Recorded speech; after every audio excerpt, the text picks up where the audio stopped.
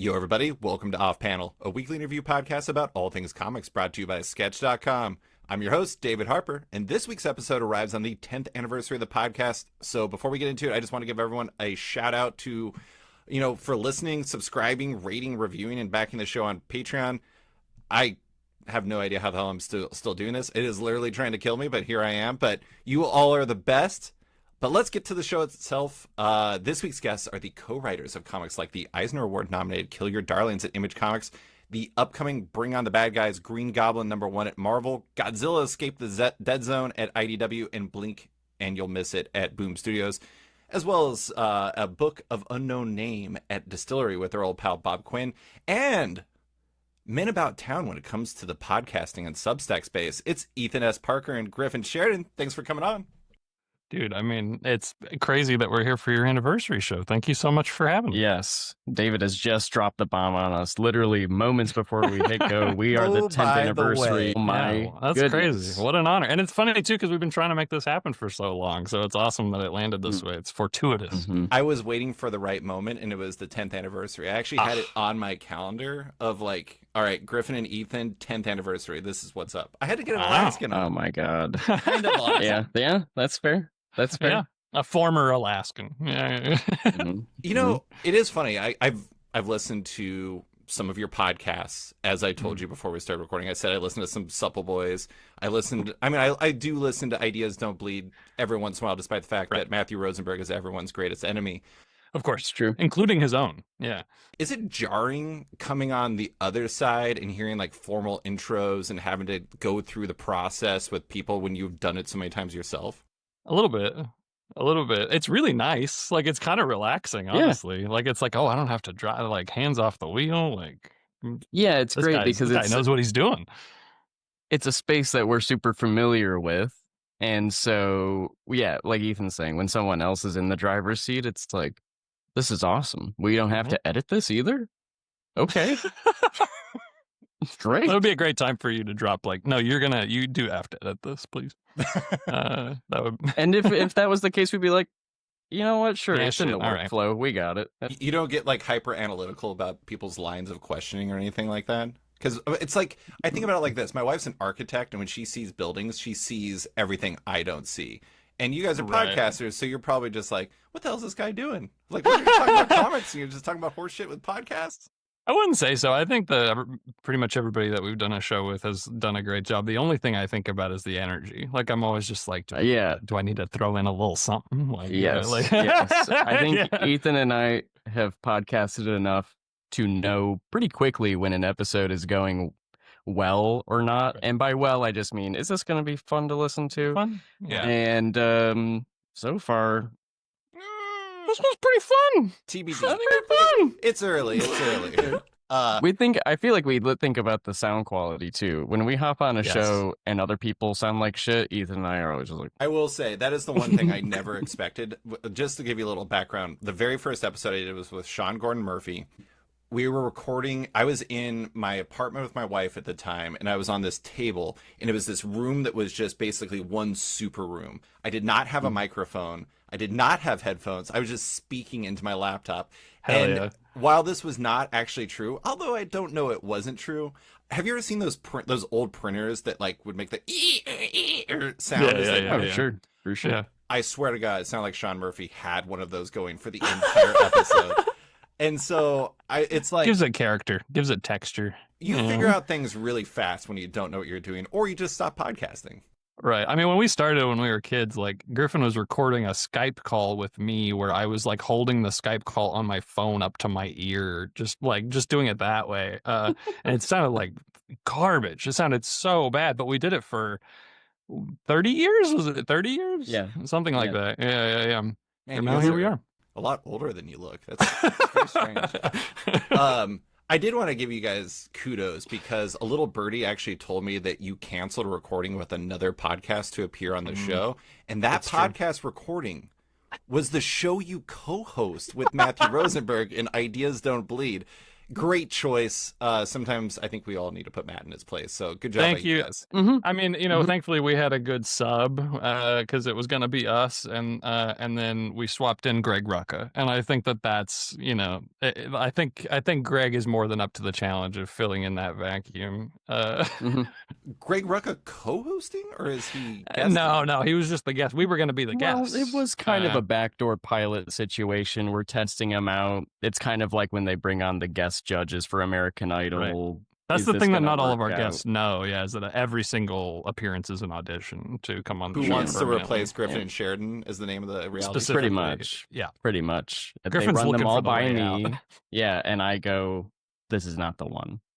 But Greg made a compelling case today, for sure. That I don't know what a podcast hosted by Greg Rucka would sound like, but I'm now really intrigued. I might have to listen just to find out. He's great. He's got the energy. All right. Well, before we get into your work, I do want to talk about your background. I was very tempted to just ask why comics to start and just to fuck with Matt, but I decided not to do that. I don't want to make this a thing. Like, you guys are younger than me. You're youths. You were born in the late 90s, I believe. It's true. I do think it's interesting because, like, when I was a kid, there was like this environment where, like, basically everything was, it felt to some degree like it was pushing you towards reading comics. There was like animated series, and there was like trading cards, and there was X-Men arcade games. You had comic movies, you had things like that, but they felt like more like full replacements. Like that was, you were starting to get into cinematic universes and stuff. We didn't have that in my day. It is interesting to me what it's like for somebody that's coming into comics after kind of their heyday as something for youths. What was it about comics that hooked you? And did you start with single issues or collections? We'll start with you, Griffin. Yeah. Oh man. Good question. Well, I think because of the timing of it, and by it I mean our birth. Ethan and I's collective birth. That's your secret. We were is you guys are actually fraternal twins. Right. Yeah. And Ryan Stegman is our mother. We were still pushed towards comics by, I think, a lot of the same things as the generation before us, because we're just like right on the cusp, really, where I was still like, I gotta find out more about this Spider-Man guy because I've seen the cartoon and I understand there are books similar to this. And then just going and speaking to whatever adults will like listen to me saying, where does Spider-Man come from? And of course, it just takes one relative to be like, I don't know, let's go down to the basement and dig through some boxes, and oh shit, here's a Todd McFarlane Spider-Man issue, which sort of, just changed my life. And so they were in front of me so early that it's hard to, I feel like, know what sort of impact all of the other stuff, the cinematic universes and everything, might have had on it, because I was so into it to begin with at such a young age, 3 or 4. Right. And so that I think I went into my first shop when I was 6, which still would have predated any of the Marvel Studios movies and probably a good chunk of other ones. And so its heyday as something for the youth is interesting, because working in a shop right now, you can feel that. It's hard for me because I work in a shop that's like in the city, so it's not necessarily a place that many children run around at anyway.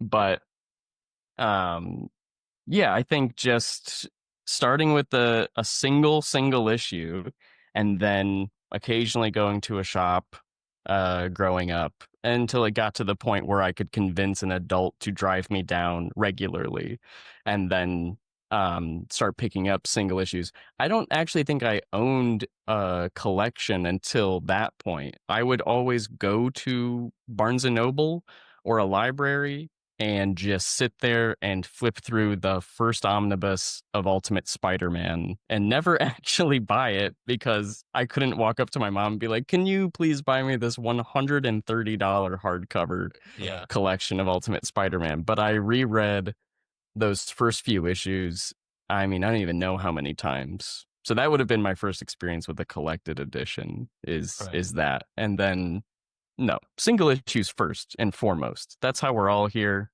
That's the industry. That's the name of the game, is single issues. But it's like all about digging deeper, right? Like you obsess over every frame of Raimi Spider-Man 1, and at a certain point you've seen it all. But then like one of the video games is like, look at all these costumes. Did you know all these costumes come from the comics? And then you start like digging through the comics, and it's like, dude, there's so much more. There's so much more that I can, like, as a child, that I can obsess over and you know, create my like red string wall of all the continuity. And it's like there's that like great Donald Glover quote about like that anything, you know, nerdy, like what makes something nerdy is if it takes work to like. And it's like, and like we're the kind of kids that wanted to put in the work to just find out everything, especially about Spider-Man. And so that was the gateway drug that I think just took us down that rabbit hole. Yeah. You got handed a copy, like a trade paperback of Ultimate Spider-Man on a playground. That was your origin, it's true. right? Yeah, it's true. Yeah, my buddy, in kindergarten gave me Double Trouble, and like literally, like that was like somebody dealt me drugs, where it was just like giving me that altered the entire trajectory of my life. It altered like the way that I thought. It altered like how I saw myself, and I never gave it back to him. I'm so sorry, Ben. I held on to it. It's still at my parents' house to this day. Just beat to hell. But like, yeah, that was like where like not only the Spider-Man and comics obsession started, but it's where the writing obsession started. Like, because I just like the words, the way Bendis characterized these people. Like, I was like, huh, this is not like anything else I've ever encountered. So it just set me on fire. I have like two wildly different directions that I could take this, but I do. I think it's interesting. It's like. Obviously, there's like the fact that you both had formative experiences with Bendis, Ultimate Spider-Man, then ultimately worked for him on the Jinx World Substack. But then there's the other thing too, is that I was reading about the way that the two of you work together, and from what I understand, Griffin, you're more of like a structural visual person, and Ethan, you're more of a dialogue kind of character-centric person. Yeah. And it's interesting how it, like, getting handed that copy of like Double Trouble, it was like almost like it imprinted on your brain and set you on a path to becoming the perfect partner for Griffin in some ways. 100%. 100%. It's we talk about how our lives feel very faded in a lot of ways, and you know, that's not to say that we're like walking on sunshine or that everything is, you know, that we're charmed or anything, but like it does feel like the good stuff and the bad stuff always leads us to like things that feel very like the circumstances are just right, and that really has been the case like with our relationship to each other, where it's like all of our formative stuff led our brains to develop into this way that we're like, when they meet, they're like two halves of a whole. It's so interesting. It's like, it's bizarre because like once we figured out how to write together, it was like, oh, we're like a well-oiled machine. We just know how to churn through this. We know how to like make stuff that feels good for both of us. And so I'm eternally grateful to the universe for that. Griffin, you want anything? Are you good? No, I mean, yeah, Bendis, I think highly influential for both of us, even though he's very well known for his for all of his dialogue and character work, of course. Which, not saying that Ethan is a copy and paste Bendis, but of course we are. I mean, but like you could say that. But also, like, he's so Bendis's work was always so cinematic too, right? Yeah, and so there was, I think he was as influential on my side of it in a way that I feel like is the secret sauce really of Brian's work. I think is the flow of it all. It was that like architects generation of those creators that like they brought this like filmic feel to the books, and it felt so much more real than ever, in a way that when we were kids we heard so much complaint about. We heard so much complaint about decompression and repetitive dialogue and all these things, but like those were lessons that we took of like, oh, this is how like the medium can evolve, and now we're trying to put our own spin on that, which is just like bizarre. And I feel extremely lucky that we get to try to iterate on anything that those great creators have done. Not to make this the Bendis compliment hour, but I mean, Griffin, what you're talking about, one of the things I think is interesting and kind of underrated about him is like, he is one of the best at working with artists of a wide variety. Like Oh there's yeah. not a lot of artists that are like he can make the best out of a Stuart Immonen. He can make the best out of a Olivier Coipel. He can make the best out of a Mike Diodato. You put him with anybody, and all of a sudden, like it just adds up. And like you were saying, it's like maybe people think about the dialogue side first, but the stuff that's your strengths are also strengths of Bendis. You guys are kind of like puzzle pieces that fit together, and the picture is Brian Michael Bendis's face. I mean, That's an oversimplification of your skills, but you know what I'm saying. If there's any truth to that, then there's no higher honor. We absolutely love Brian, and like getting to work for him was like just like another one of the things that's happened to us where it's just like, what are our lives? This is ridiculous. And he's just as wonderful as you would hope he would be too, after adoring his work for your whole life. You know, it is. I made it seem like there's this wild generational gap between us. I'm a millennial. You guys are, I think, Gen Z. I don't know. I have no idea how generations work. I guess, yeah.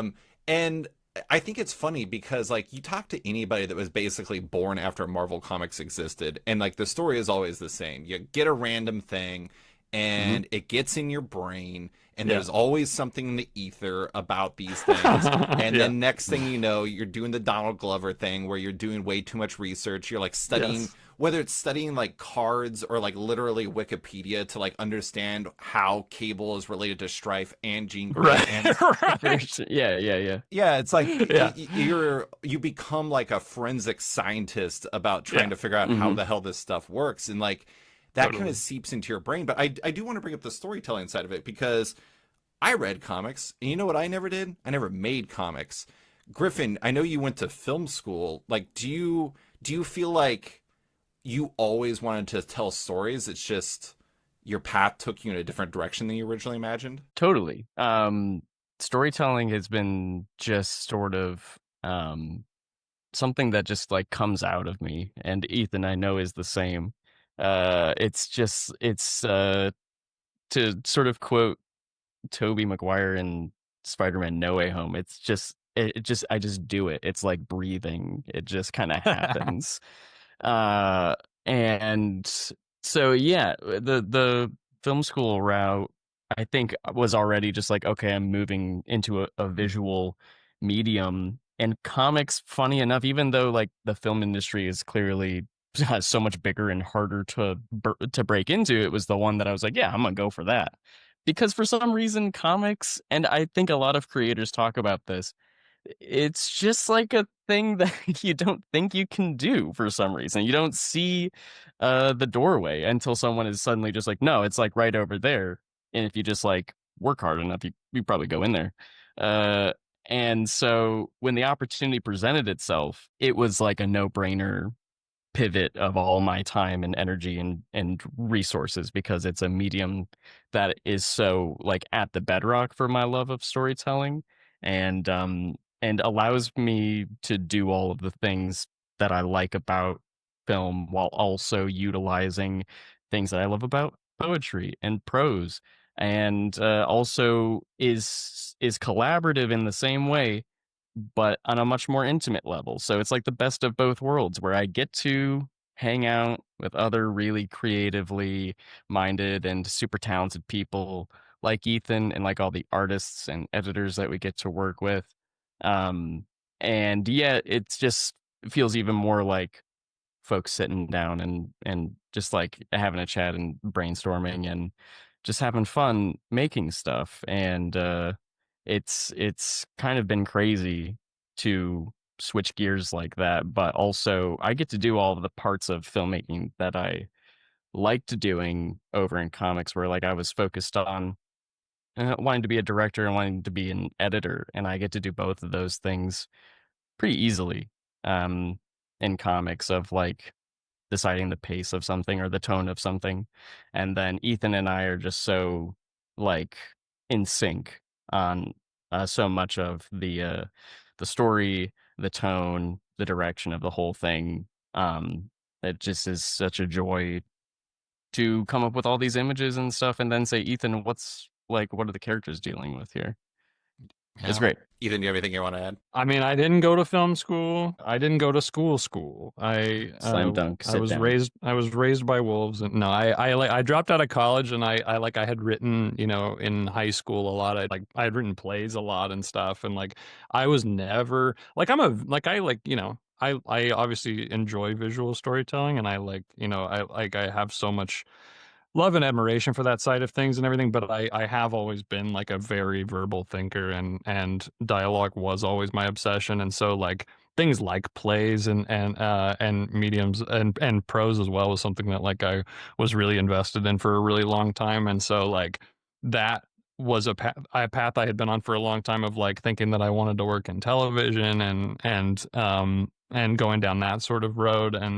And so like, as we were saying, like these paths that we went down, I think helped us complement each other really well, because Griffin became very like, director brained in a way that allows him to like collaborate with artists to just like such an insane degree, where like Griffin has such a distinct vision of how scenes can be executed. And I feel like I just live with these characters in my head all the time, where I'm just like always running these conversations and like thinking about exchanges and moments. And so when we put that stuff together, it's just like I just find it like magical. And I think that it's like, it feels really cool, because it feels like we have all of our bases covered when we write something. Like it's like we sort of come from different directions, but we always meet at the exact point in the middle that we're hoping to. And it's like, and then we go like, oh, you took care of that? Oh, I took care of that. What do you think? And then we're like, yeah, it's pretty fucking, that's cool. And then like, it's great. It's become a very joyful experience. I mean, I think that's one of the advantages of like your very first project was. I just want to really quickly get this out of the way. It's like psychotic that your first project that you ever wrote was Eisner nominated and published by Image. I mean, like that is Thanks, man. that's rare. I mean psychotic in a complimentary way. Yeah. There's a parentheses with complimentary in between there. Yes, but yes. it is also advantageous that you got to work with like Bob Quinn, who done Yes. a lot of comic work and who's Yes. pretty well versed in like the right way to do things. I'm not saying that like Bob was like, guys, you can't do this all the time or something like that, but it is, I imagine it was helpful having an experienced collaborator when you're doing this the first time. And John J. Hill. Right. John J. Hill's like done a Oh, shitload yeah. of stuff. Yeah, everything about Kill Your Darlings was just like one fortunate thing for us after another. I mean, like we, I said earlier that we don't, not like we don't live a charmed life, but there have been many instances where it's like, whoa, thanks universe. And Kill Your Darlings was a series of those where it was just like we did an extensive artist hunt. Like we put in a lot of time and work and a lot of meetings into that and everything. But the fact that we met someone like Bob, who is not only a veteran artist, but like so kind and cool and ready to create something with other people, and was so like willing to accept us even though we were fresh faced, and was willing to like look at our one sheet and like see what it could be and what he could do with it, and like that he was in just the right point of his career to want to experiment with something like that. And like, so that was all just like extremely fortunate. Like Bob, you talk about like getting your big break or your lucky break or whatever. Bob is our lucky break, like for sure. Like he really took us over the line. But of course, like we worked for many years for creators like Donny Cates and Ryan Stegman and these like great creators who were willing to sort of take us under their wing and show us how this stuff is done, and tell us what it's like to pitch to an editor, and what it's like to shop your stuff around. And so it's like, it's always that mixture of like being really lucky, but also being ready to do the work, and ready that like when somebody hands you the baton, you're going to take it and you're going to like run for your life. And we've had many of all of those things. I think Bob's confidence and excitement when we first started working was, I think, really what made the ability to actually like write the book with any sort of confidence like possible. When Yeah. Bob came in and was like, this is cool, and like you're saying, David, he was so seasoned, and same with John. And John coming in and like saying, no, we have faith in this, us Yeah. folks who have been around in the industry for a while. we're We'll excited put our about names on it this. with you. We'll Yeah. put our names on it. Yeah, we'll put Yeah. our time and energy into it. And it's Bob's first image thing. Like it's the first time Yeah. him doing something like that. Yeah. And he made it. That I gave us imagine, the confidence. Yeah, I imagine that kind of made it feel real in a way. Yeah. Totally. Big time. And like you said, it gave us the confidence because we knew that we could put something in a script that like we were nervous about or just, excited about, but like we were untested, but we knew that if we put it in there, we're like, well, at least we know like Bob and John are going to make it look sick. So it helped us take risks for sure. I have to say, just to take a quick Bob Quinn aside. Yes. I was delayed in reading Kill Your Darlings. I've read it, and it's great. Uh-huh. Thank you. The thing that I was surprised by in the book the most has nothing to do with you guys. I apologize. I didn't realize how much of a chameleon Bob was. Because I read a lot of his stuff before, and I kind of thought I had an idea of who Bob was as an artist. And big time. Kill Your Darlings is not who I had in my head, which I found really fascinating. 100%. It's the colors. Bob cannot color his own work usually because of the timetable that stuff at Marvel has to move, right? And so this was one of the first instances where he could color himself for an extended period of time. And I think Bob himself, would say this too, is that his line work is very simple, but then he's picturing all of this depth in the colors. And it really is like a whole different thing getting pencils and inks from Bob and then getting colors.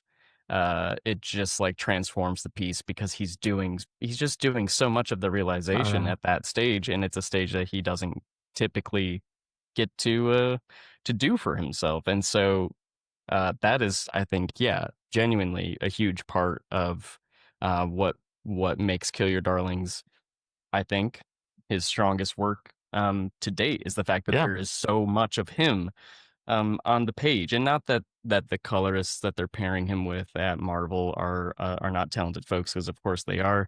X Factor was a really great book. Mark Russell crushed it. Bob crushed it. All the colorist letters crushed that book. But when it's unfiltered, 100% Bob Quinn, it's just a whole different ballgame. He's insane. Yeah, and he's doing so much of the storytelling just through mood, right? Like we cut so much of the words off of the page just because it was just like, I mean, just look at it. It's all there. Like through the lighting, through the colors, through the atmosphere, like let alone the character acting that he's capable of. Yeah, he's just doing storytelling on so many different levels. So he's a genius, and we're idiots, and he made us look really good. That's really where I was going with this. Yeah, thank you for taking us there, Ethan. But just a couple more questions about your background before we get into like current stuff. But sure, I'm sure you've answered this a million times. I do find it fascinating. Near as I can tell, I mean, you have not lived near each other ever. No. And I'm sure the answer to some degree is the internet, but how did you first become like friends, collaborators, inseparable duo, fraternal twins? Like, when did that happen? And how did that happen? Well, should I go ahead, Griffin. Do it? Okay. Griffin, run with it. But don't fuck this up. Yeah, seriously. Like, I'm going to step in if you get anything wrong. Okay. He knows the answer. Okay. Ethan and I are born on opposite ends. Oh, we're taking it all the way back. The day on opposite ends March of the country. 12th. We both quickly become obsessed with Spider-Man. You've maybe heard of him. Yeah. The 90s show. Sam Raimi's 2002 feature film. So you the would wait Never really Soft quick. Game. You would say that you're taking us back on a Spider-Man rewind, perhaps? We are going. We're rewinding through the events of it in chronological order, which let's had go. not been done. Let's go. At that point.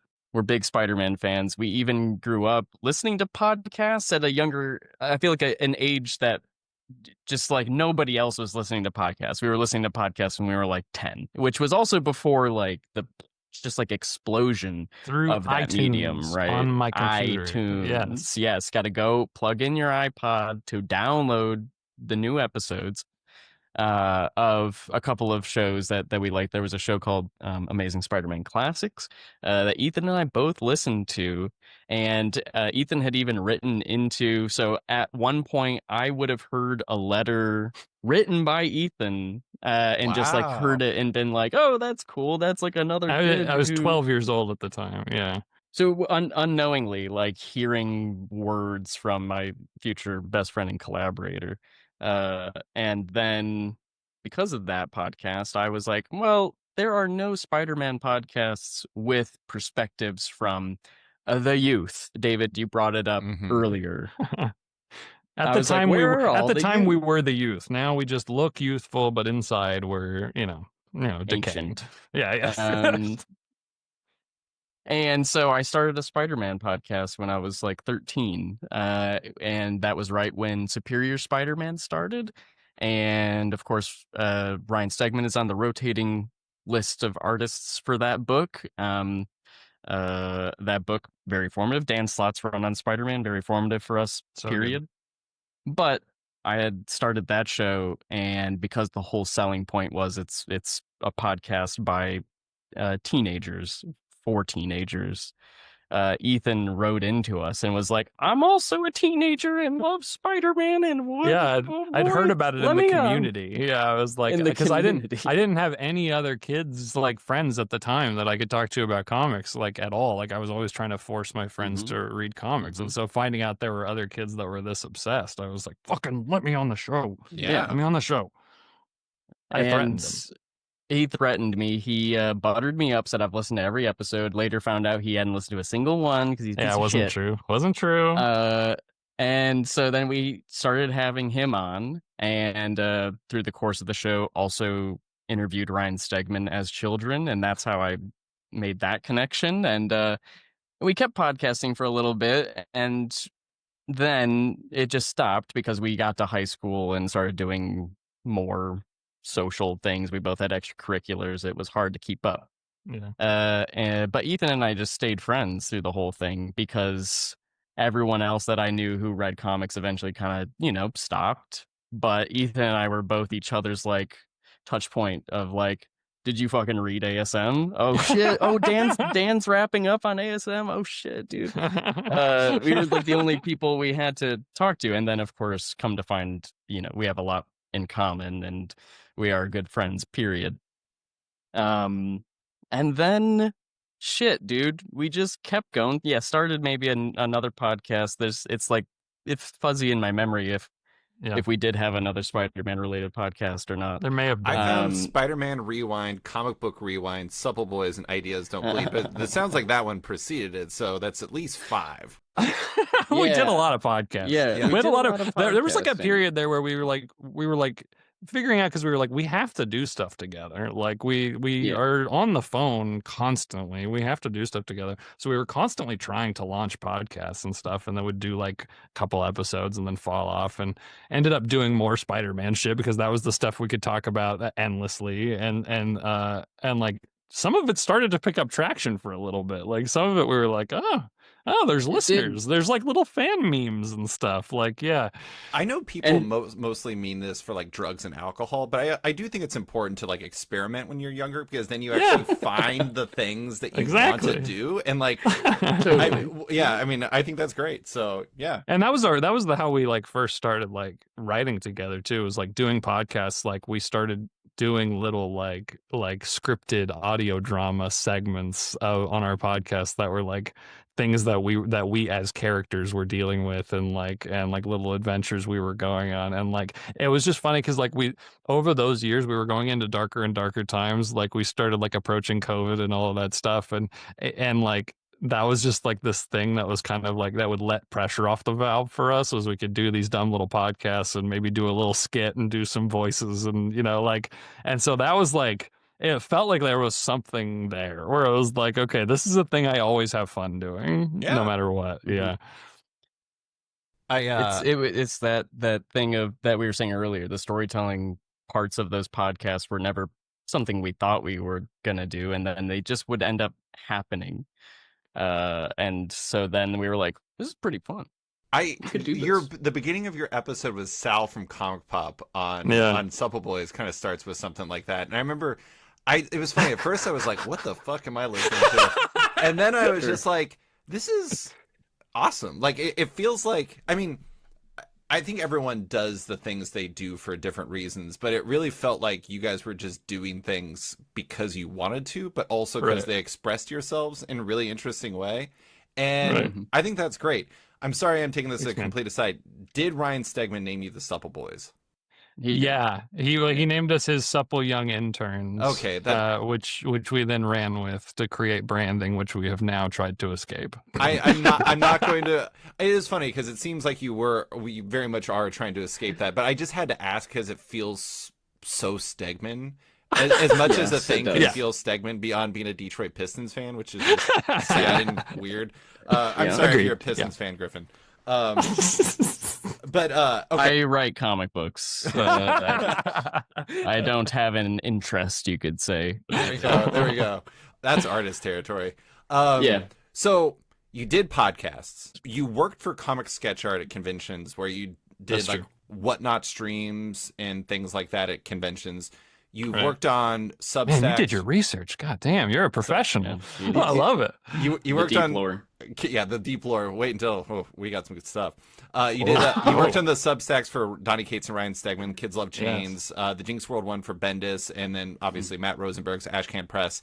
Yeah.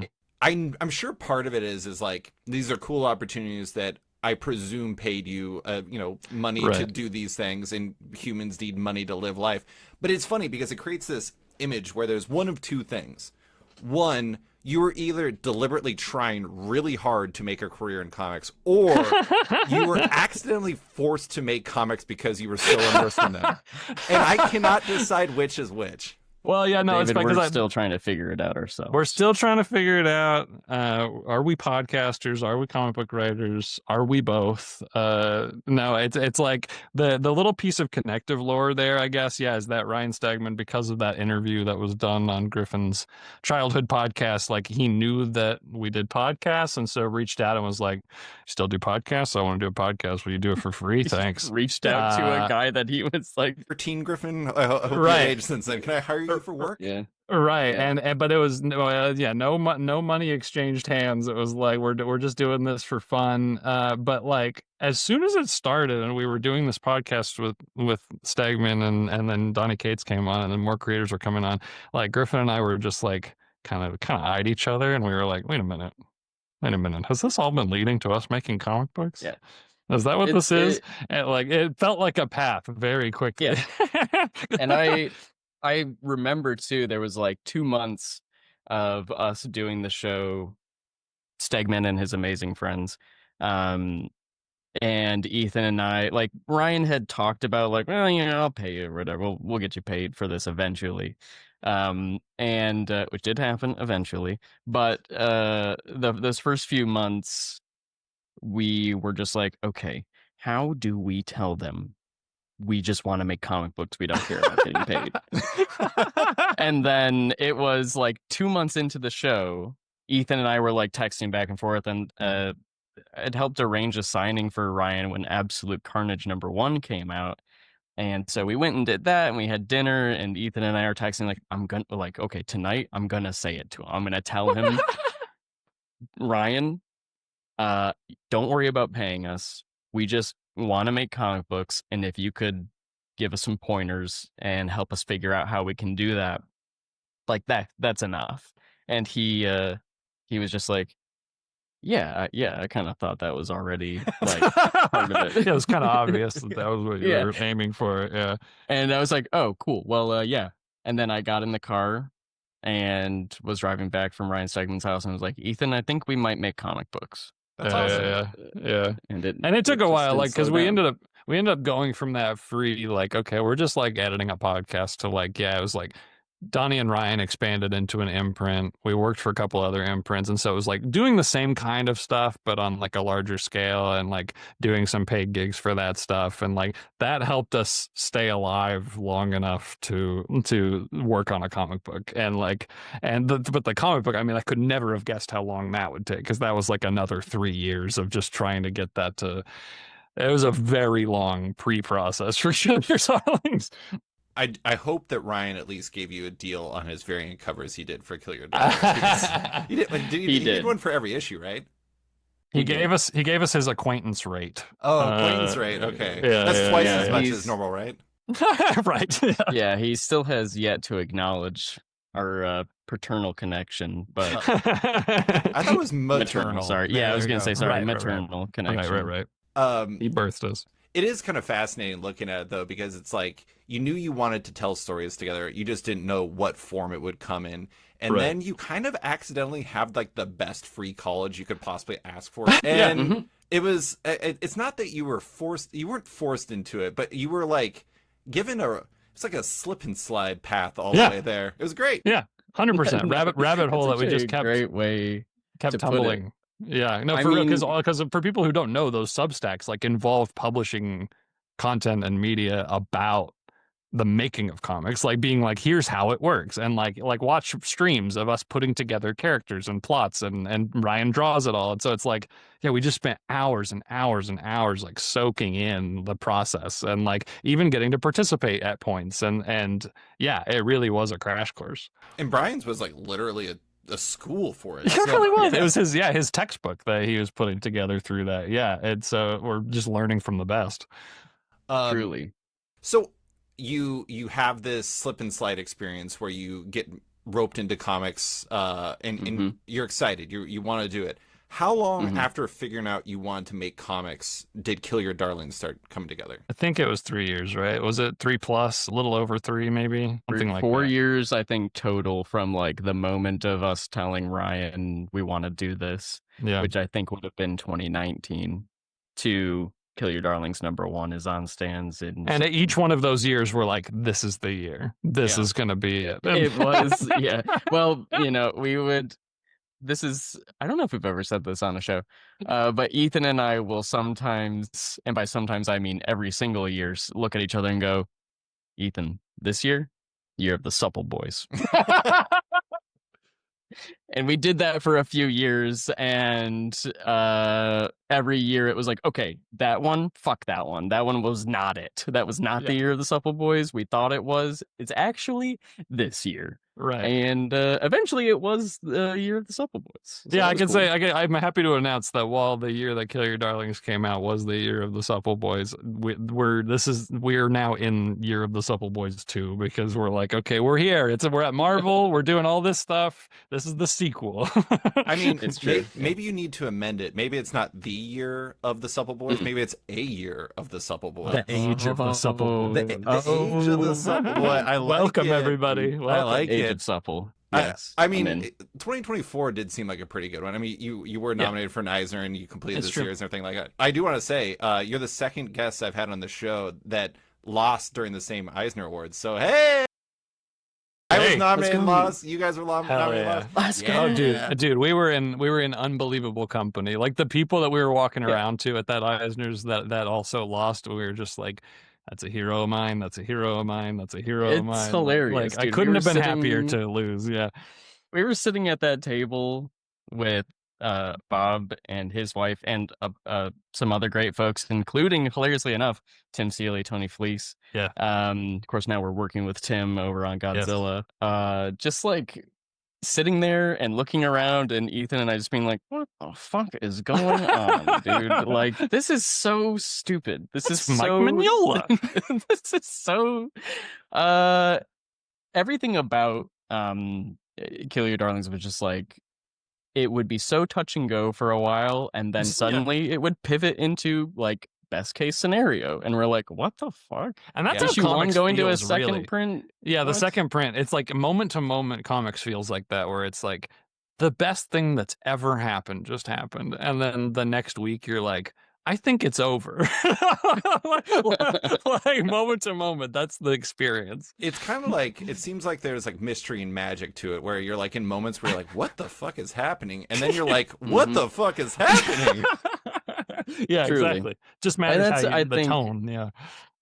Part of it being how fast the industry moves, period, right? It's Yeah. I don't know if there's another industry that moves as fast, even in just like print, right? Unless we're talking blogs, right, or newspapers, magazines, right? Yeah. They're in the mix, but like comics are out every week, every Yeah. It's a month. medium where There's you gotta there's a hang new on one. for dear life. Yeah. Yes, Well, it just and especially for you guys having your first book, like you probably felt like we cannot have like a 3-month break, or Eric Stevenson's gonna Oh, yeah. break our legs or something like that. Like Yeah, I you mean, got to get that out. yeah, and we were receiving so much advice from people like Matthew Rosenberg, like who, like as you said, everyone's enemy, who was so clear to us about how to appeal to retailers, how to make sure those relationships are solid, and like, of course, you don't want to have delays because and then we started doing signings and stuff where we got to talk to retailers and hang out with them for a bit, and it's like it becomes clear, like, yeah, what is good for the space and what's bad for the space. And so like when you're doing an image book, there's a lot of pressure to make sure that, yeah, you're keeping everybody happy. You're because like there's so much of it that falls to you when you don't have an editor. It was a lot of pressure for sure. Like when we like got our first sales numbers back, I literally like almost fainted. Like I like every part of it was so intense. Like it was a lot. I have 2 quick Eisner asides. One, the funny thing about the Eisner experience was like in my mind, I spent like 2 months trying to figure out what I was going to wear. I was like, I know exactly what I'm wearing. And then when I'm in line, Tony comes up, Tony Fleece, and he's wearing a jacket with a fucking Shadowhawk shirt under it. And I was just like, I thought that I overthought this. I way overthought No, dude, this. some people are in tuxes, some people are in shorts. Like it's amazing. The other thing was, it was funny because like I did give myself, like, I was like, what would I possibly say if I actually won? And I wasn't upset that I lost, but I was slightly upset that the person who won the Russ Manning Newcomer of the Year award, whose name escapes me currently, they did exactly what I was going to do, which was like give a shout out to Jim Lee, because like Jim Lee was like the reason why I was there, because I was like a huge Jim Lee kid. And I just remember just being like, that guy, God damn him. He stole my speech. I was going to point to you, Jim Lee, and he pointed. And I was like, ah. Jim Lee, you're more important to me. That's right. Exactly. Okay, so we talked about how you work together. You have that series. You have Kill Your Darlings. You have Blink and You'll Miss It at Boom coming up. You have an unannounced series at Distillery that you're doing with Bob Quinn that are all original concepts. Right. I hate to be that guy that asks about idea generation, but the fascinating thing about the two of you is there's 2 of you. Yeah. Mm-hmm. Is it just the 2 of you brainstorming when you're coming up with that? Is it one of you come up with an idea and developing it together? How does that side of things work? Well, I mean, we live in the Google suite. We have docs that have been going for years and years at this point, and so like we both throw stuff into our docs, and like usually like one of us has a nugget of something that we build into something much bigger. Like Kill Your Darlings, we've talked about in interviews, was like just a couple of images that had popped into my head while working my frontline job during COVID. Like it was the image of the hands coming out of the cave and the car crash from issue 5 and all that stuff, and me taking those images to Griffin and going like, what is this? Who are these characters? What's going on here? What do we think? And then just kind of bouncing it back and forth. But like what's really been cool is like we have, as we've grown as creators together, like there's become this very organic process of building a concept together, where like with the Distillery book, that was like a concept that had been sitting in one of our docs for a long time, and we were like, okay, we'll do that one. But then in the middle of scripting the first issue of it, it just like zagged really hard where we thought it would zig, like just really organically.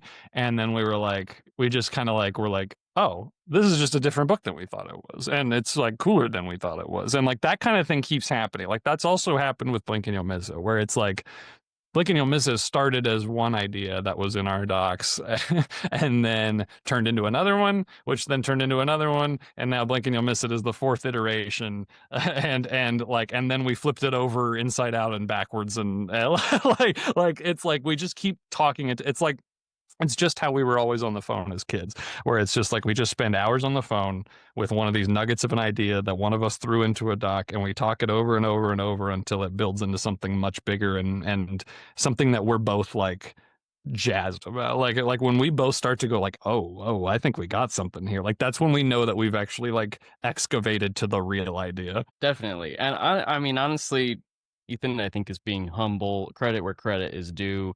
Most of our like the seeds of the concepts are coming from Ethan's brain, and I think that comes out of I was not much of like a writer before we started writing.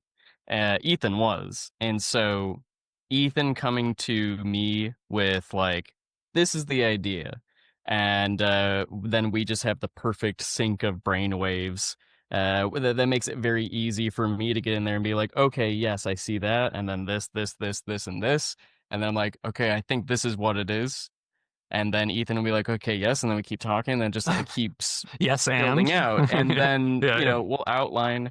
And this instance that he's talking about with the distillery book, I think is something that Ethan and I are learning and working with a lot right now in the past year. We've been talking a lot about how Kill Your Darlings took several years to happen. All of the books that are about to come out in the next year came together in the past year. Right. Like they came together very, very quickly. There's been a lot of like trusting our instincts and trusting each other's instincts happening as we build these books. And so something like this pivot that happened in the distillery book came out of we outlined a whole version of the series and we're in agreement about this is what the book is about. These are the characters. And then just as I'm going and doing my thing, I'm just like, uh-oh, we're going in a different direction. Here we are.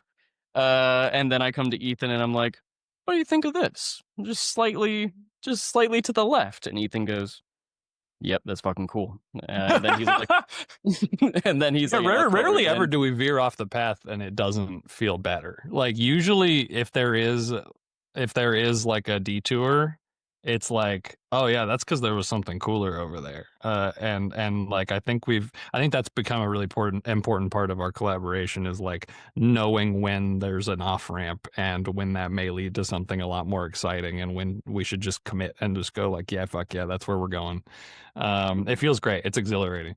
I think one of the interesting things about that is like when I talk to creators, a lot of times like the hardest thing to figure out isn't like they know that they can write, they know that they can come up with ideas, but it's also like trusting your instincts that you can go Right. down those paths. And it seems like maybe because it took, a few years for it to truly be the year of the Supple Boys, like once you figured out Kill Your Darlings, it's like almost like you guys had figured out all of the indecision and the lack of trust in yourselves, and then once you kind of moved on to next projects, you could kind of pour all that in there, and you knew what to do then. You could trust yourselves. It does feel that way because we talked about having the crash course with other creators. Like that prepared us. And then Kill Your Darlings was where we actually learned to write and to write together. Like we both learned a lot about our own voices and then what our voice is together and then how to literally like physically like how do we script together, how do we find the stuff that we like the most together, like all of that was what we learned over the course of Kill Your Darlings. And like we always talk about, we can literally point to where it started to click, which is issue 3 of Kill Your Darlings. Like that was where we like really figured it out. And like and so by the end of Kill Your Darlings, yeah, like we made a bunch of big decisions in that last issue and it felt really good and people were really happy with it for the most part. And so after that it was like, okay, yeah, no, I think like we got to keep following what feels good in that way. And we've and like that's kind of part of the scary thing about like writing for like for commercial art like this is like you have to be extremely decisive. You have to continue to make calls and just go like, yep, that's it, that's what the book is, that's what this character's called, that's what they do, that's how the issue ends. Like you just constantly are making those calls. And so like, yeah, thankfully we had a really great little playground to like learn how to do that in. Well, it's tough because I totally agree. And there is all this like newfound well, it's tough to say. Confidence does feel like the right word in some sense, and yet there is always I feel like more on my part maybe just because like I have to kick off the actual scripting process just Right. because of the way that we work. And so I'll always wrap up my side of things without the final like coat of paint that is Ethan's dialogue. And so I'll wrap something up and I'm like, I don't fucking know. Because it's just me. And then I get like, down on myself. I'm like, dude, I don't know. I think I fucking botched this. I don't know if I know how to do this. And then Ethan's like, no, you fucking crushed it. I've done my side. Now check it out. And I'm like, oh, Yeah. Okay. Fuck yeah. See, that's a crucial part, is that we're hype men for each other. Like Yeah. we get to look at what each other did and be like, yeah, dude, you killed it. Yeah. Yeah. yeah, And yeah. if I didn't have that, if I didn't have Ethan, I feel like there'd be so much more doubt and probably second guessing happening. But there is all this happening with the indie books, but now moving into some of the licensed stuff, getting to write characters that we ourselves have grown up with, Yeah. and that there is, something that everyone always talks about is, the pressure maybe that is associated with writing Spider-Man. Right. I heard of that guy. Yeah. How many times People have we have some said his name? expectations about that. Yeah. Yeah, ourselves included, right? And Yeah. so now, honestly, doing the license stuff has pretty much been like, at least for me, back to square one on like the confidence thing. Same. Where now it's Yeah. like stepping into Godzilla and a few other things that we can't actually talk about yet is just Yeah. like, oh, this is super daunting. It's so different because you're not just going like, I created this character, so I'll tell you this feels right for this character to say. It's like if you're writing a licensed book, like if you're writing like something with a bunch of Marvel characters in it, it's like, okay, people know how all these guys sound, and like people know what all these guys would do in every given situation. So like you have to make sure that literally every piece you put into place is right, like quote unquote. And so not only does it have to feel right to you, but it's also got to run the checks of like continuity and voice and like all of these things that are like, it's just all of these extra layers of like just making sure that you're making the right calls. It's like, it's daunting, but it's also like, that is fun. Like the more that you add, the more wrenches you throw into it, the more sort of like limitations and expectations, like it does get more anxiety inducing, but it's also like, it's just like cranking up the challenge. Like it also is. I'm saying writing a Marvel book is like the Dark Souls of writing a comic book. Like it's like okay, yeah, no, fuck, I got to learn how to parry, motherfucker. Marvel with from a lot of software. help. Yeah, yeah, yeah. A lot of help from we've the editors that we're working with, Of course, yeah. at the big two are Fantastic. wonderful. They're so awesome. Is And they it Mark have made it. Paniccia on Green Goblin #1? Yes, Mark, I think it did like the whole line, but we worked more closely with Caitlin Linvet. I've actually never heard or spoken her last name out loud, so I hope I'm pronouncing it right, Caitlin. And Nick Lowe of the Spidey offices, Right. who we mostly worked with on those. Yeah, they've been great. Yeah, fantastic. Yeah, absolutely. I mean, I do think it's interesting because you're going from kill your darlings, where you literally can kill your darlings if you so desire, Right. to like if you're working on a Spider-Man, or you're working on Bring on the Bad Guys, Green Goblin #1, which is coming out soon, which is a book that you're writing with, like, I think Framing Device by Mark Guggenheim, from what I understand. Yeah, got a backup. Yeah. So if you go in there and you're just like, hey, what if we had Spider-Man get back together with Mary Jane? You can't, which was our first pitch. Yeah. This is an interest. I know it's Green Goblin, but I mean, right. if you do that, like, that's a meeting. That's a no-go. Right. You can't do that. So or like, let's say you want to, we were joking earlier about Stiltman. If you're like, I want to use Stiltman, what if Stiltman's over in Daredevil doing something right now? All of a sudden, you can't use Stiltman. And it's interesting. And I've talked about this way too many times on the podcast, but I do think it's interesting that there's two different ways you can take that. Like, one is that working on a licensed book like that is, in theory, harmful to creativity, but in some ways, I've always heard that people learn a lot from restrictions, and they find that it's actually fruitful for them creatively to like have to work within that box and try to figure out your answers anyways. Is that the way you found out, Griffin? Oh, totally. Yes. It's weird.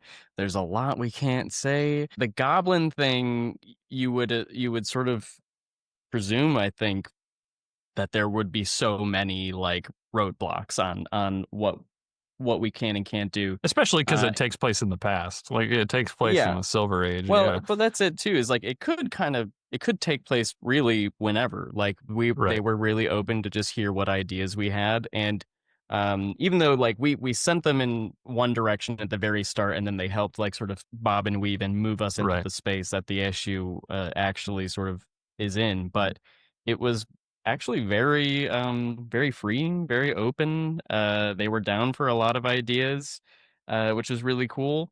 Yeah. And the other stuff the other stuff that we're working on right now with them is kind of wide open. It's maybe an out of continuity thing, and so we have yet to really fully come up against The box. those challenges, We've right? been And extremely and fortunate. so Yeah. uh which is cool because like this is a kind of best case scenario for us Definitely. as writers with a lot of, ideas for these characters. We're just like, oh, we can maybe do that like crazy idea that we Right. might not be able to do. But I will say too, like the limitations that we have gotten, like the Green Goblin book being part of the Bring on the Bad Guys event, meant that we did get, information from editorial that was like, here's how this fits into the wider event, and here are the elements that have to be included. And even just that, like even just being guided that much was like, it's like, the pinball hitting the different parts of the thing, guiding it toward, like, it's like like I liked, like I do, I'm a firm believer that limitations do breed creativity. And I think once they go like, this needs to be in this box roughly, I'm like, okay, fuck yeah, well then this is what it is. Like it is like, it is True. helpful in a lot of ways too. Yeah. Do you find so? I mean, you mentioned you were working with, I believe it was Caitlin, and then you're working with Nick over at Marvel. Yes. You Right. have John Moyson on Blink and You Miss It. Right. You have Jake Williams, the immortal Jake Williams, great guy over at IDW on Godzilla Escape Yes. the Dead Zone. The best. How, like, that's a really big change from Kill Your Darlings, where it's like you are the masters of your own destiny. You control Yeah. what happens with this. You can do whatever you want. Do you think working with editors has helped you figure out some things as writers after going creator owned to start? Definitely.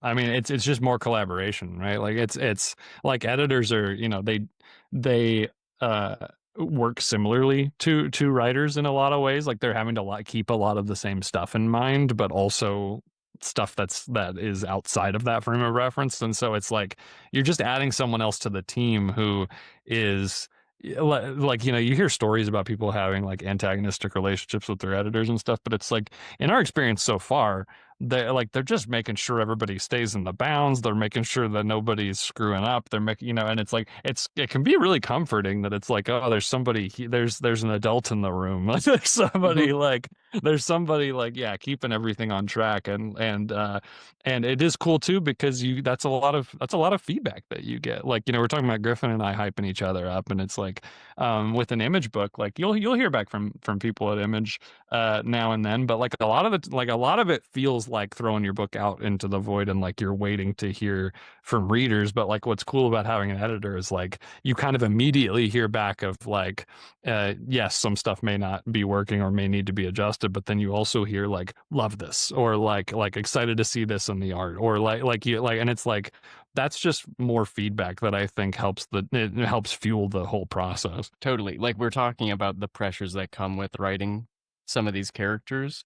And it is great to send a script with a bunch of Norman Osborn lore in it, and to Right. have the people in charge of the Norman Osborn lore go, this is awesome. This works great. And it's You just like, didn't oh no mess it shit. up. Okay. Yeah. Okay. Yeah. Okay, cool. Yeah. Well, if they're happy, I'm happy. Absolutely. I hadn't thought of this before, but you just introduced this thought, Ethan. You have your first comic, the first issue comes out. You're part of the internet. That's a thing that Right. you guys do. Right. What was that first day like for you when it dropped? Well, we both did release day signings, and so I was at a comic shop in Phoenix, and I had my little table set up and got the books set out, and I was really, really, really, really nervous that day, and I'm trying to sway people to come over to the table. I'm like, yes, you got your Silver Surfer, but what do you think of this? And but the whole time my phone's sitting there, and I'm waiting for people's reactions, and and it's like it really made me feel a little nauseated, just because I had never not only had I not released something to an audience of that scale before, but never something that did legitimately feel that personal. Yeah. And so it was we had put pieces of ourselves out there to a lot of people, and we're just waiting. And so like I remember like checking my phone, checking the comic book roundup thing to see when reviews are coming in, and like when the reviews started to drop, I was really over, like I had a panic attack on the release day because I was just like so freaked out, and the reactions were good, but that was just how much pressure it was, where it was just like, this is a lot of people talking about us and our work in a way that has not happened before. And so it was really, really anxiety inducing. But thankfully, since then, it's never been that bad. But it was really strange. And it's the first time. And also, it's like I had Daniel Warren Johnson on the podcast not that long ago. And like we were talking about the different projects he's done. And it's just, Yeah. it's easier for him to see reactions to like Transformers because it's not Yeah. his, it's not Right. him.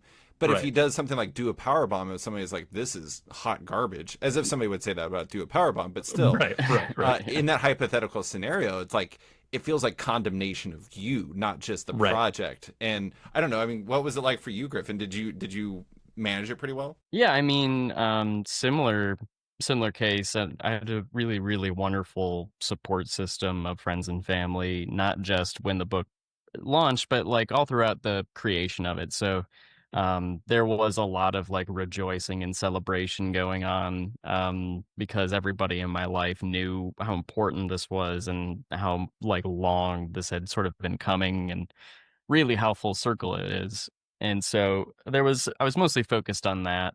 But also for me, the reactions from people are a big part of it. Part of actually, maybe I'm a little sicko for this, but I love any reactions I can get from the book. I love taking those in because that is the conversation, and that is part of what I love about doing commercial art and doing art publicly is the what did you think of it? What did you pull from it? Because at the end of the day, even my own reading or interpretation of our work is still just mine, and it's cool, but it's also the one that I've lived with the longest. It's in my head. I know it inside and out. Right. And so when somebody shows up with a fresh perspective, even if that entails them disliking it, that's a bummer because they spent their time and money on it, and I feel bad about that.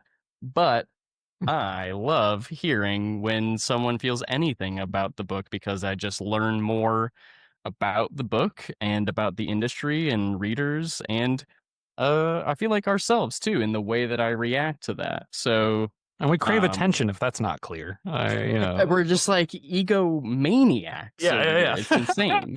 I mean, I also think to some degree it's interesting because it's like the way that you engage as a creator is rooted in how you engaged as a fan in some ways. Because Right. like you engaged Sure. on a hyper specific level when you were reading Amazing Spider-Man as kids. And so Totally. you want other people to kind of, I mean, if somebody came up with a podcast that was all about Kill Your Darlings, I'm guessing you guys would have been like weeping with joy because it's like, Yeah. they We felt had it some so we had some much. friends who did that for the guys who did the Amazing Spider-Man Classics podcast that we were fans of as a kid. They made a podcast just for us in celebration where they went over the first issue of Kill Your Darlings, and it like to give us that experience like as a gift. And it was like it was just like one of the nicest things anybody's ever done for us. It was very surreal. Everything about it was surreal. Yeah. Do you want my live reaction? Oh yeah. Yes. I'm going to give, this is a very specific compliment, and I think that you'll appreciate it. I've read a lot of comics, and I think one of the things that I liked the most about Kill Your Darlings is you two, well, all of you, surprised me multiple times in that book with turns and directions that I did not expect. Oh, And I thank think that, I mean, that's one of the things that's, is I think, like, what you want as somebody who reads and watches and engages with stuff is you want something that goes in a direction that's like that you enjoy, that you didn't see coming. And I think that you guys did a really good job of delivering that in a number of different ways, to the point where like Thank you. when I was getting into like the 7th issue, I was like flipping back to like the 1st and 2nd and 3rd issues in the beginning because I was like circling, you know, I was figuring out exactly how everything fit together. I was like, I think I Right. know how this fit, but I'm like, did they really do this so tight that it actually fits? And so good job by you guys. You nailed it. Thanks, man. That Thanks, means man. a lot.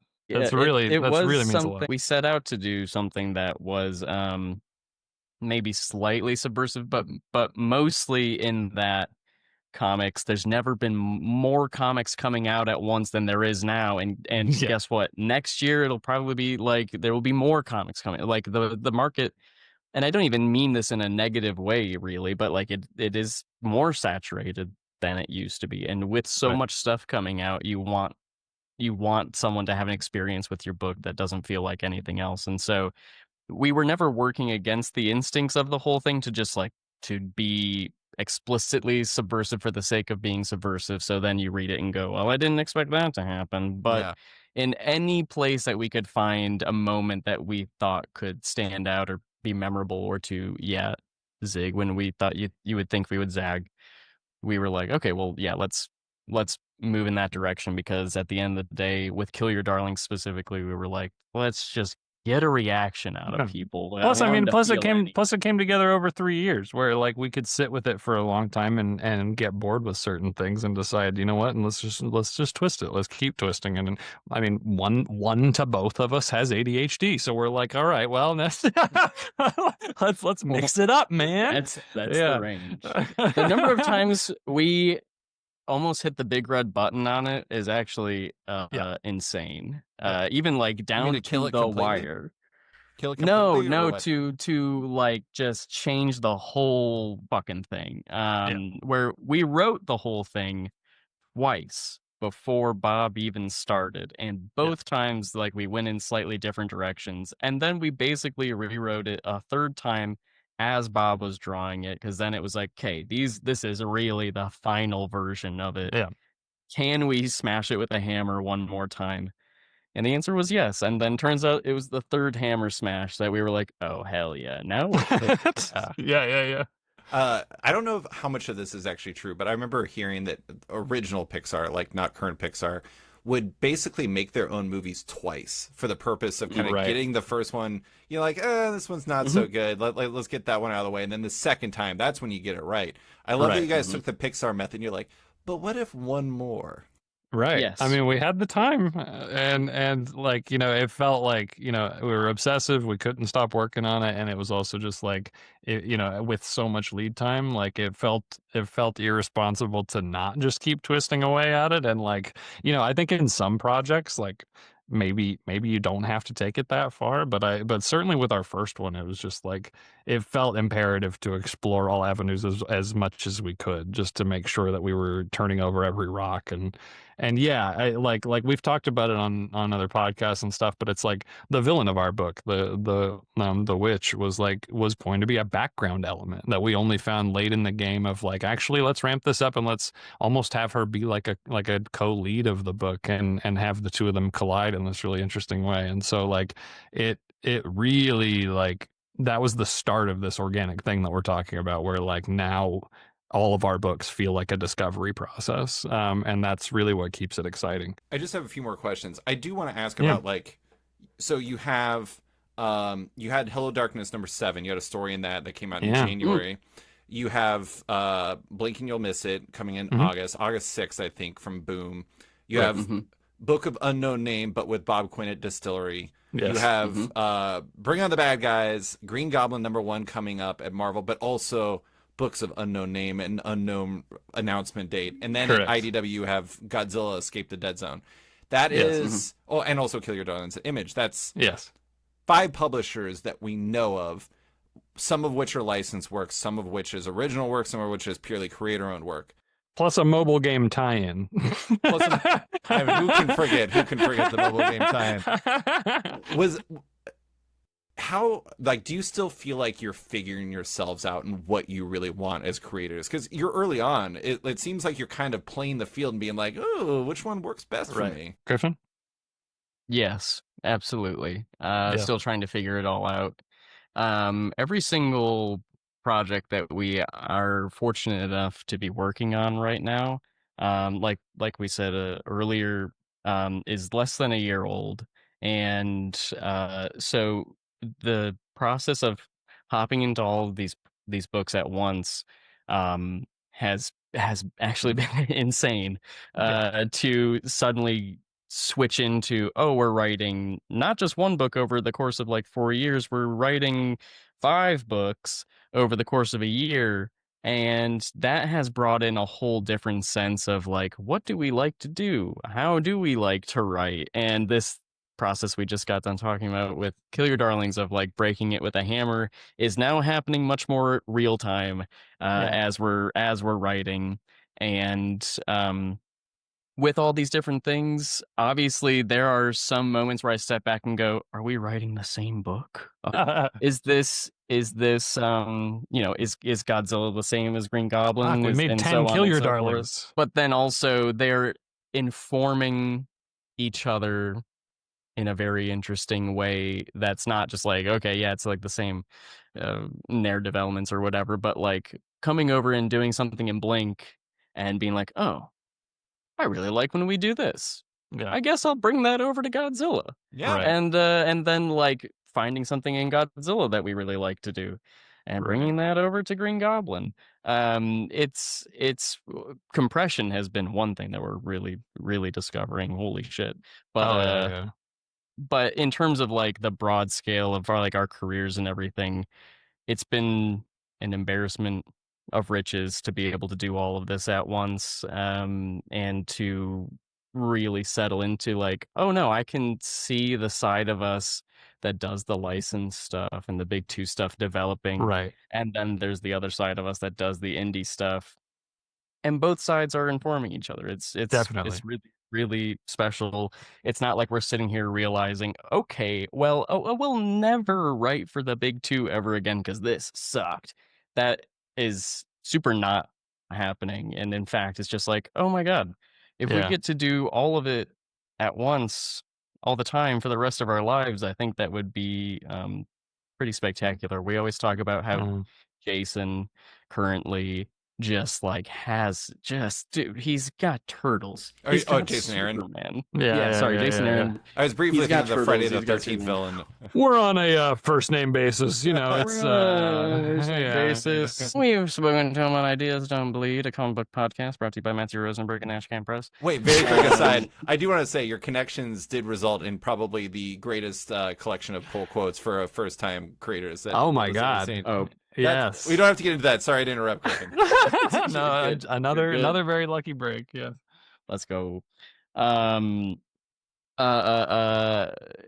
we look at his career right now, and it kind of is like, yeah, let's aim for that, where you can just have your fingers in all the pies at once, whatever is the most creatively fulfilling. Yeah, because like all jokes aside, I do feel like I'm aging like rapidly, and I feel like the world is really wearing away at me. But in like some ways, that's cool because I feel like my tastes are developing very rapidly, and like the more that we write, the more that I do feel like we discover the kinds of things we want to be writing, and that shifts over time. So there's like different eras. Like I was just texting somebody this morning that Kill Your Darlings, like I love it with all my heart, but like even like already I look at that and I'm like, there's some things I'd do differently, and that's really interesting because it's like that book is a time capsule of who we were during that period, and we expressed everything we were trying to express during that period, and that's all you can do with stuff like this. And now we're expressing what we've got now, and so that's like that is part of the magic of working in comics, is that you can write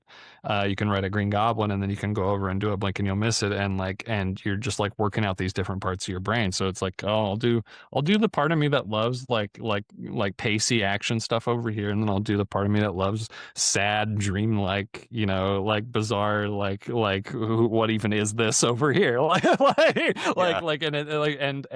if there are people that like both of those things, I know that those are like really my people, like and so like that's the beauty of finding an audience. So comics like is an amazing place to get to express yourself, and it's like an amazing place to be a writer. I mean, I think it's healthy to like look at your previous work. I know that sometimes people hear artists talk about how like they can't look at their previous work because all they can see is the mistakes, and they like. Yeah. I think there's like a sympathy to that, but the thing is like you do anything, and you always invariably think, how could I have done this better? Right. And that you're naturally going to see that. But I mean, you're going to keep growing. You're going to keep seeing things like that. And I think that that's a perfectly healthy thing. But to close, I want to talk about some bigger picture things.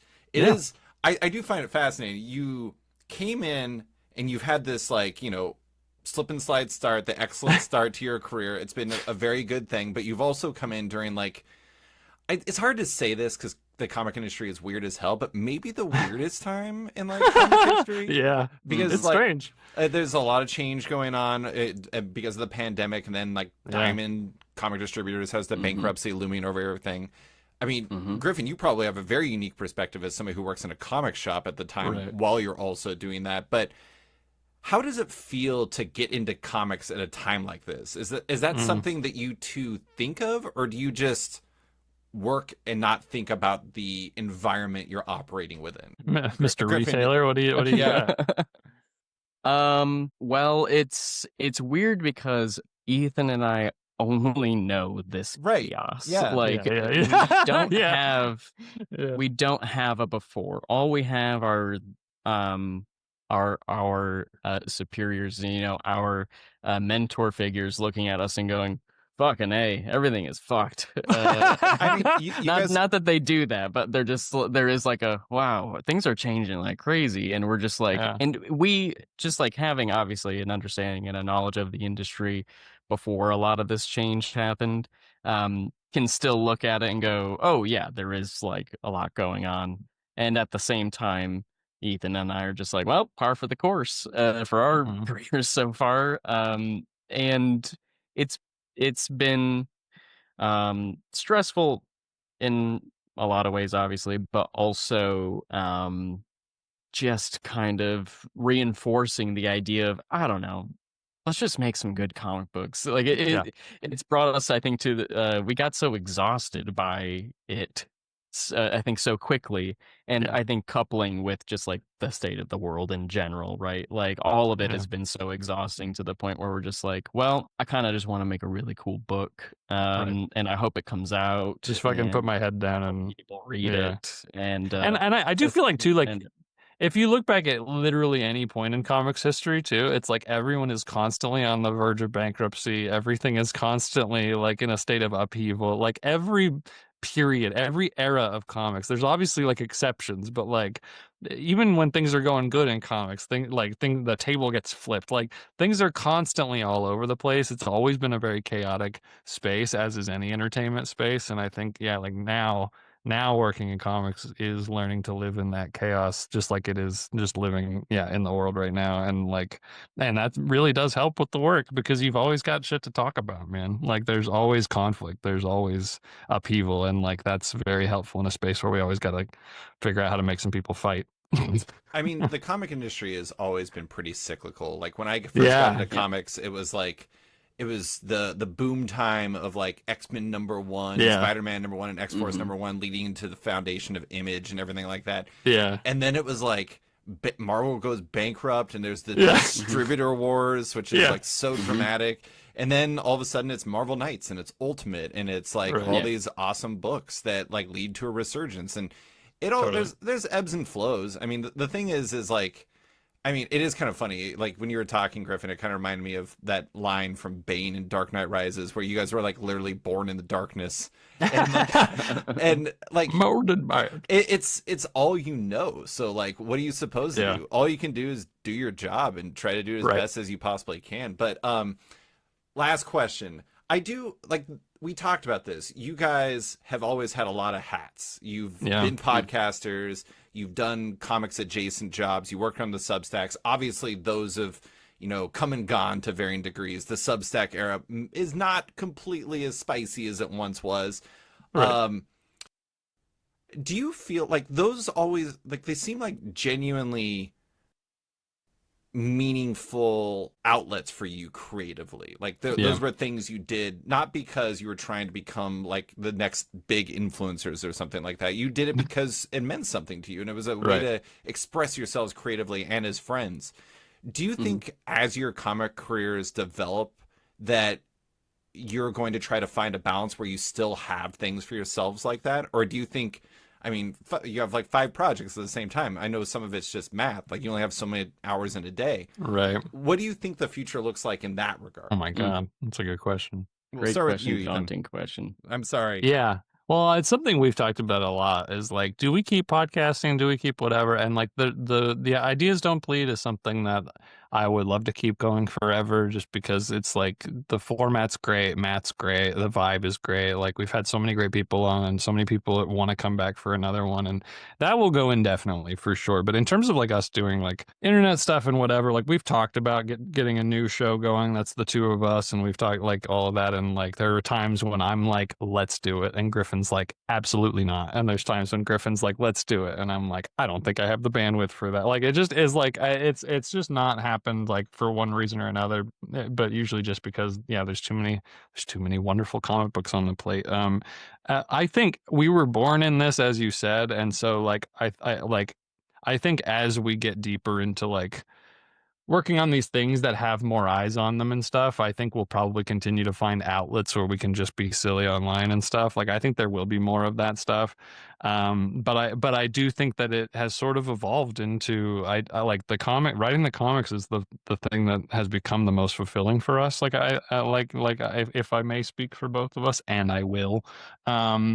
I think this is the thing that I think I would be happy to die doing, and so like I'm sure we'll mess around and do Supple Boys 2 or whatever. But in general, it's like these books are everything that my heart wants to put out into the world right now, and I can see that being the case forever. Exactly that last point. For me, I think is like at the time, all those things were kind of our main outlets, our only outlets for anything we wanted to say or do.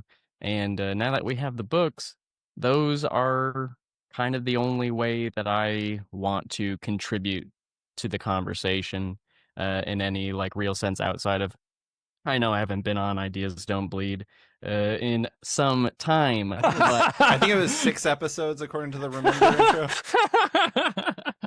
At least. It's been a minute, but that's like, as long as it's in the comic space, like I'm happy to contribute, but also I don't know what more to say beyond what we're saying in the books, and so there is so much noise right now. There's so much congestion in online discourse in general, and so I think being as succinct as possible is the name of the game for Ethan and I currently. After God, we've talked on podcasts for so long. Like there was so much of our voice at a time when we had so little to say. Well. Yeah. And now it's like we wrote a book. The book says it all, and now we get like we said, now we get to like have more of a conversation with people through their responses to the books, and that is as much fun as the Substack stuff and the podcasting stuff was. It's just more gratifying because of how much energy and how much of ourselves we have to put into those. Not to say we weren't putting everything we had into every episode of Supple Boys or Stegman and His Amazing Friends or whichever show it is, because we did. But there's just something about like, oh yeah, this feels so much more right, and this feels like where I want to be putting my time and energy. This is the dream job, and we get to do it, and we get to do it together. It's high investment, highest reward. I mean, and not to discourage anyone that like obviously we're here on an incredible comics related podcast right now, so like not to I want to make sure that I'm validating those forms as well, because they are very important and necessary for keeping us all connected and the conversation going in interesting ways. I think Ethan and I have just like found the lane that we prefer to be in. Yeah. I mean, you're still expressing yourselves. It's a slightly different way, and it's a different medium. That doesn't mean like this is just the way you want to do it now. Like sometimes people change, sometimes people don't.